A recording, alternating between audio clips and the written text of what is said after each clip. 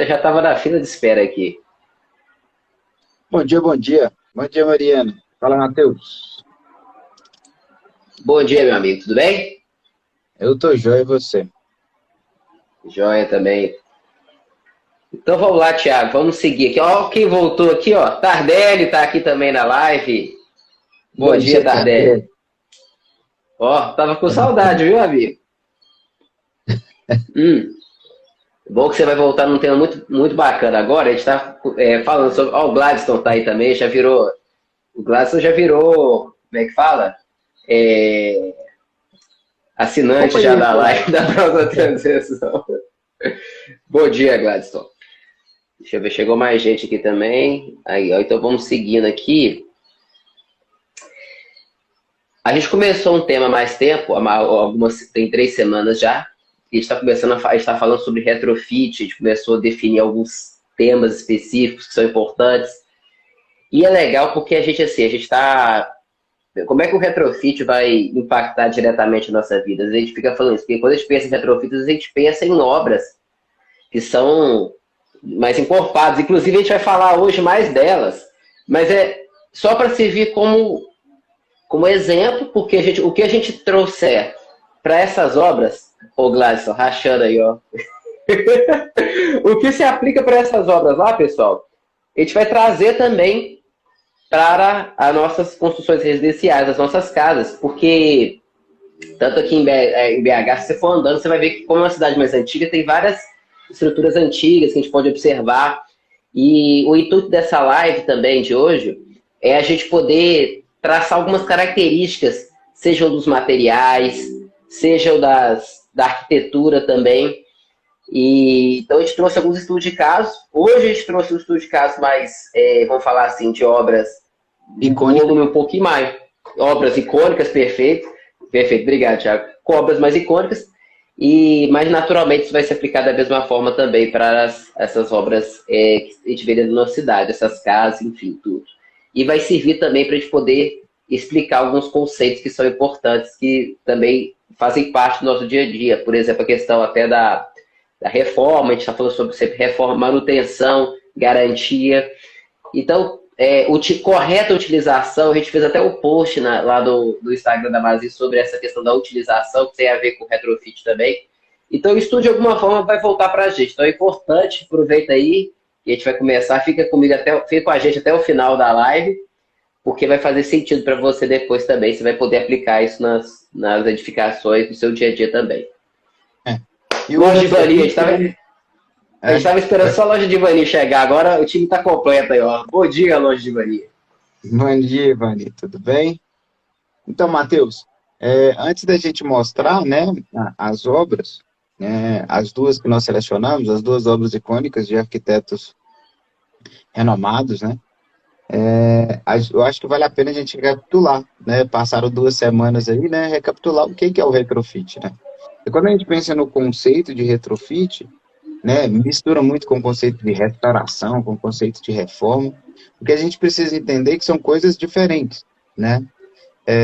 O retrofit ele tá relacionado aí a quando você faz uma certa adequação de uma edificação, uma inovação dela para que ela se adeque a novos usos, né? Ou que ela se adeque ao tempo que ela está. Então você pega uma edificação que em tempos atrás talvez ela seria demolida ou ela seria considerada inapropriada, né? E faz aplicações de mudanças de alterações ali nessa edificação, buscando inovação, buscando adequação a uma norma específica, adequação à questão de tecnologia, né? Então é uma forma de você pegar uma edificação antiga, né? Uma edificação mais velha aí, né? Que não está mais atendendo as demandas e adequar ela para o tempo de hoje, né? Lembrando que no retrofit, né, muitas questões são de manter do jeito que estava, né, então preservar,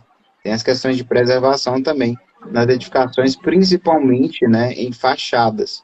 Então, na verdade, quando a gente pensa em retrofit, a gente tem que pensar num mix aí de, de restauração, de restauração não, desculpa, de preservação, de reforma né, e de, ao mesmo tempo, inovação e adequação aí da edificação para os tempos de hoje. E é muito interessante, né, Thiago? Porque a gente pega aquela coisa que parece que a gente nem tá vendo mais, aquela coisa antiga, pega os materiais, e aí a gente traz isso para contemporaneidade, para os nossos dias. Então, vira o resultado final desse projeto que a gente vai apresentar é uma coisa completamente diferente. Você não consegue reproduzir uma coisa, porque você já está aproveitando algo do antigo e trazendo para o nosso dia a dia, para o nosso contexto atual. E assim, tem que ter são projetos de grandes arquitetos, então é importante ter bons projetistas juntos, porque para poder entender tanto esses conceitos antigos quanto os novos, para que a gente utilize, para também não se tornar um prédio abandonado, né, Tiago? Igual tem muita, a gente vê muito, é muito comum a gente ver prédios abandonados, caso que dá uma dó, né? Merecia um projeto ali para poder aproveitar, porque não é só a questão histórica, mas tem a questão da utilização também, porque se uma coisa está parada, ela não está sendo útil para nada, está lá só parada. Então é muito legal esse processo de retrofit, porque a gente dá uma nova. Desculpa, Matheus. É exatamente Tranquilo, esse o objetivo, né? É esse o objetivo, né? Que é pegar algo ali que tem um significado para a cidade, que tem um significado de contexto, né? E trazer a ele uma reutilização aí para os dias de hoje, né?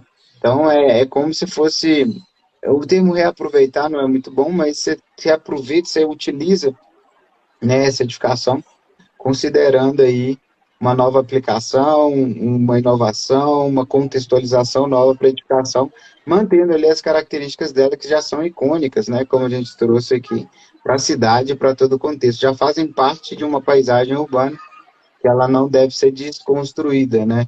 Então, seria como se você tivesse uma edificação, na hora que você tira ela, você perde todo o contexto da cidade, isso é muito comum, era muito comum, até a gente começar a trabalhar essas questões de retrofit aí no nosso contexto. Agora, Thiago, vou tirar um pouco a minha cara aqui da frente, eu vou colocar umas fotos, então o pessoal que é bem visual aí vai poder aproveitar agora, que a gente vai compartilhar. A gente vai começar com a primeira. Lembrando que na live vão ser 2 obras que a gente vai ver nessa live, porque realmente a gente tem um limite de tempo aqui, a gente poderia até ver mais, mas a gente vai ver só 2. A primeira aqui, ó, Thiago, se você quiser começar a falar sobre ela, eu vou virar aqui, pessoal. Mas já começa a explicar o que é, que aí no momento oportuno eu vou virar a câmera aqui e a gente vai poder já ver a primeira imagem dessa obra para um processo de retrofit. Então tá, nós vamos falar agora, a primeira obra é do Sesc Pompeia, né? É uma obra da Alina Bobardi, ela foi construída aí no ano de 1986, né? Então era antes uma fábrica de tambores, né, que ela foi transformada nesse centro cultural, né, que é o Sesc Pompeia, né.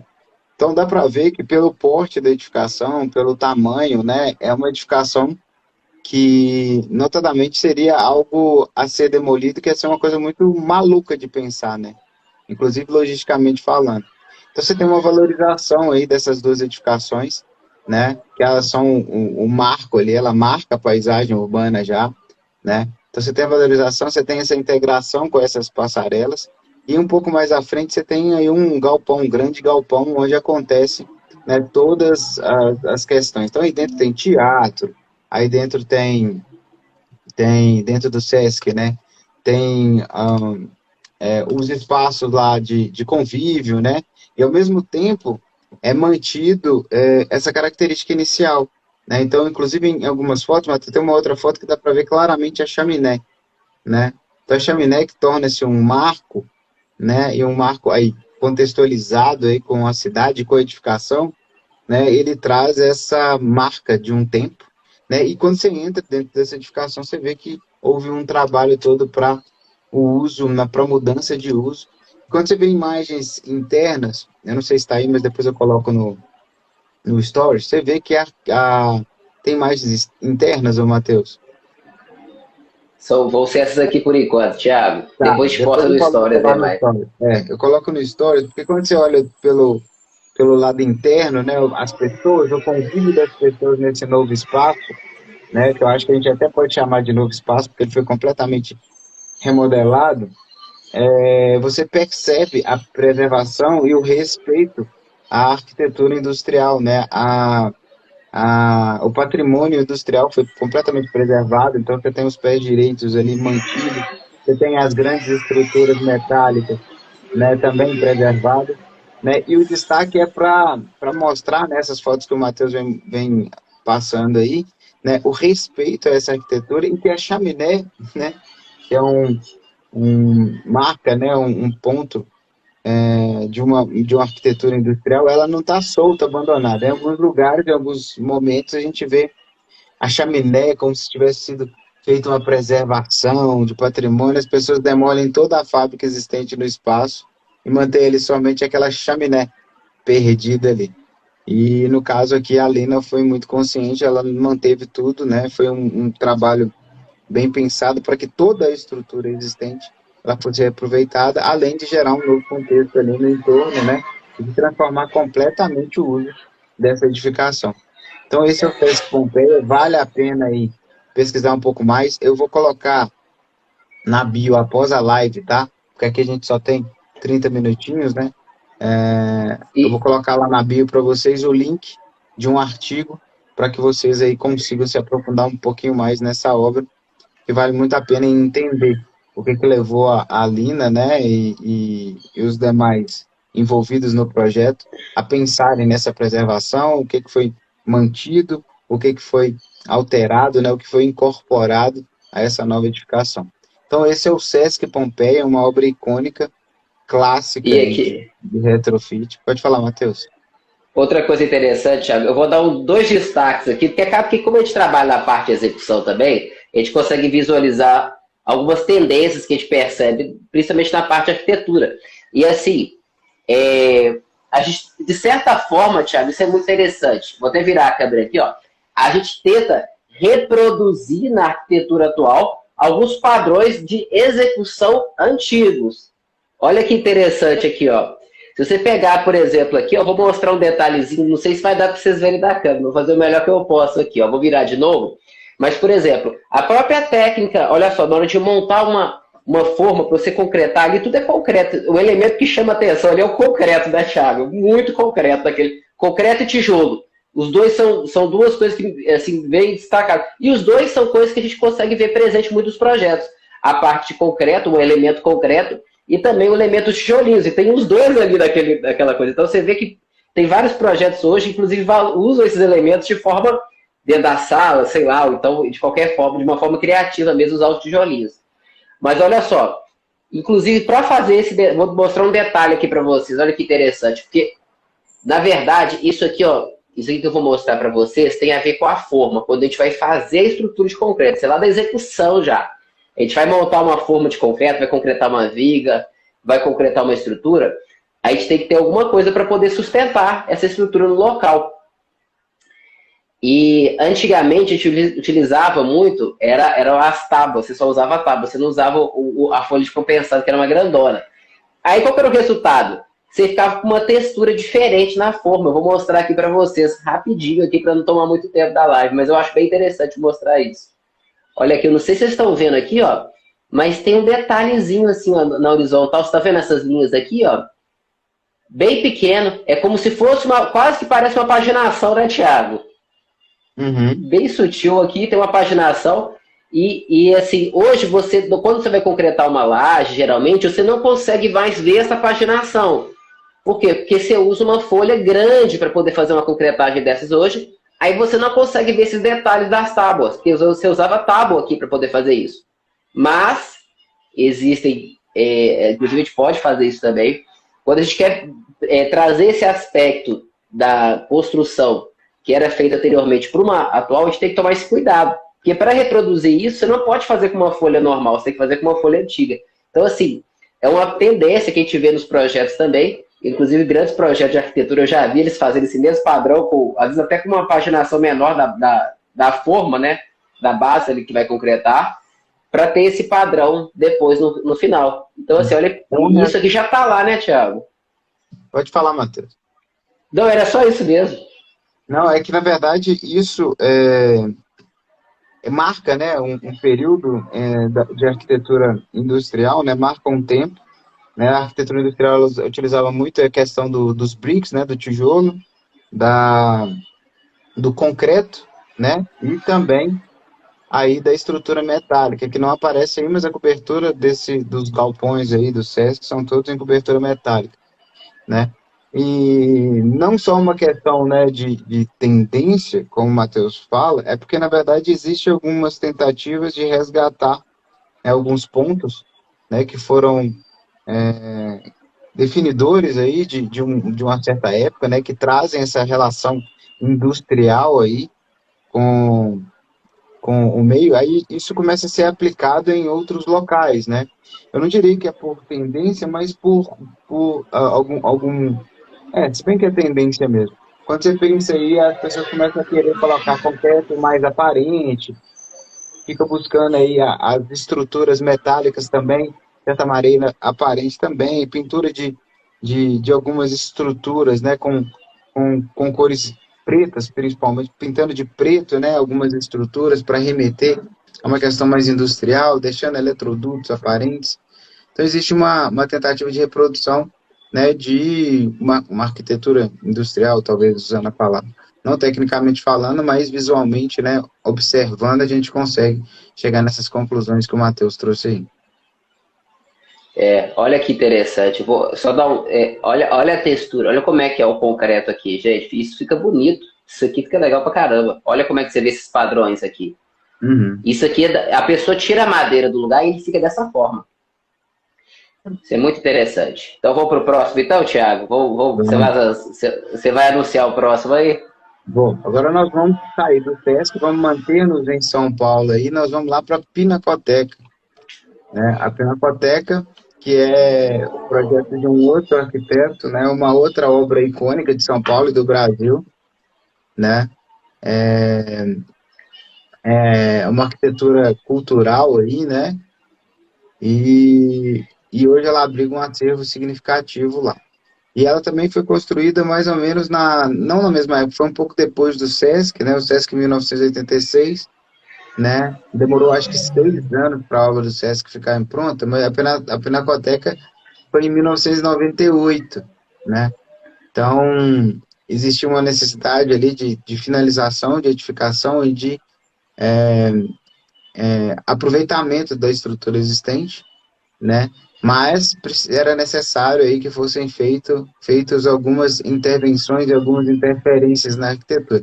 E o que se percebe é um respeito muito grande na Pinacoteca do arquiteto, né? Dos arquitetos, que na verdade não é só o Paulo Mendes, né? Mas tem mais dois arquitetos que foram envolvidos nesse projeto. É que você consegue bater o olho e enxergar claramente, e esse é o grande destaque que eu quero dar para esse projeto icônico. Você consegue ver claramente o que é novo e o que é antigo, É, né? Então é uma coisa que foi notadamente deixado claro, assim. Então na hora que você olha para o espaço, você consegue ver exatamente o que é novo e o que é antigo. Então você tem a cobertura, essa passarela que o Matheus está ô, projetando aí, é uma ô passarela que Thiago, faz interligação entre dois lados do prédio. Oi? e é interessante, né, amigo? Que olha só, eu gosto muito dessa foto aqui específica, que ela mostra exatamente o novo se adaptando ao antigo, e não o contrário. Olha como Sim. é que. Porque você vê, olha, essa foto tá bem evidente. Eu parei nela aqui só porque eu fiquei olhando para ela e falei, olha só que interessante. Dá para você ver. Olha isso aqui, gente. Isso aqui é tijolinho. Olha aqui, olha o trabalho que tem. Olha, isso foi totalmente preservado. A abertura, o vão, totalmente preservado. E veio aqui com um elemento novo, que é a passarela, né, Thiago? Olha que Aí, interessante essa foto. né? E aí você tem essa comunicação, essa conversa, esse diálogo, né, entre novo e antigo, né, e de uma maneira muito harmônica, né, de uma maneira muito, muito, muito harmônica, né. Aí, Matheus,